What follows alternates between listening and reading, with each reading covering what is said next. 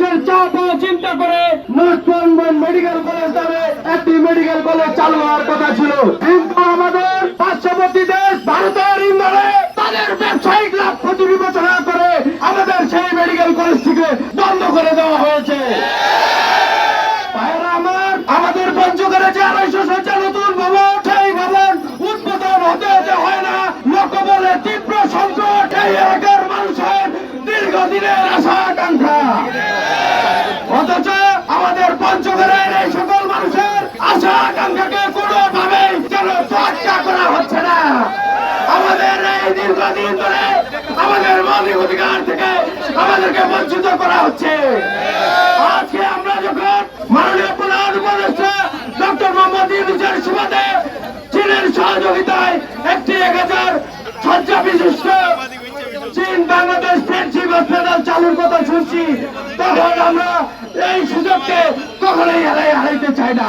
আমাদের জন্ম এই পঞ্চগড়ের মাটিতে, আমরা রংপুরে গিয়ে মরতে চাই না, আমরা ঢাকায় গিয়ে মরতে চাই না, আমরা চেন্নাই গিয়ে মরতে চাই না। আমাদের চিকিৎসা নিতে হলে পঞ্চগড়ে চিকিৎসা নিয়ে আমরা মরতে চাই।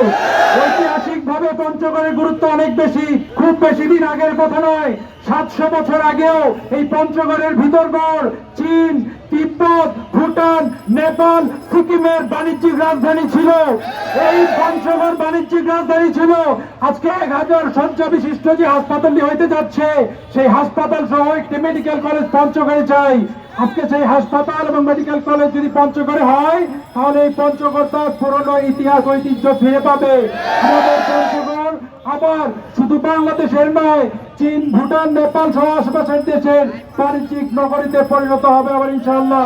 আপনারা জানেন আজকের যে দাবি, সেই দাবিটি হচ্ছে আমরা পঞ্চগড়ে একটি মেডিকেল কলেজ এবং হাসপাতাল স্থাপনের দাবি করছি। আপনারা ইতিমধ্যেই জেনেছি বাংলাদেশে চীনের অর্থায়নে 3টি হাসপাতাল, 1000 বিশিষ্ট করে 3টি হাসপাতাল প্রতিষ্ঠার উদ্যোগ নিয়ে নেওয়া হয়েছে। সংগ্রামী ভাইরা আমার, উত্তরবঙ্গের জন্য একটি হাসপাতাল বরাদ্দ দেওয়া আছে। সেই হাসপাতাল বরাদ্দের জন্য নতুন করে কোনো জায়গা কোথাও অধিগ্রহণের প্রয়োজন নাই। আপনারা জানেন গত ফ্যাসিস্ট সরকারের আমলে 2023 সালের 8 মার্চ পঞ্চগড়ে একটি নর্থ পয়েন্ট হসপিটাল এবং মেডিকেল কলেজের জন্য জায়গা আগেই নির্ধারণ করা হয়েছে, পছন্দ করা হয়েছে। সেখানে তৎকালীন সরকারের বাণিজ্য মন্ত্রী টিপু মুন্সি সহ ছিলেন, রাষ্ট্রদূত নিজে উপস্থিত থেকে সেই হাসপাতালের ক্যাম্পাস উদ্বোধন করেছিলেন। হিন্দুস্তানের ষড়যন্ত্রের কারণে সেই হাসপাতালের কার্যক্রম আজকে বন্ধ হয়ে আছে।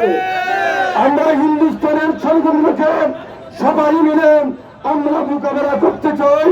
সেই মোকাবেলার প্রতীক হিসাবে আমাদের উত্তরবঙ্গের জন্য নর্থ পয়েন্ট হসপিটালটি পঞ্চগড়ে স্থাপিত হতে হবে।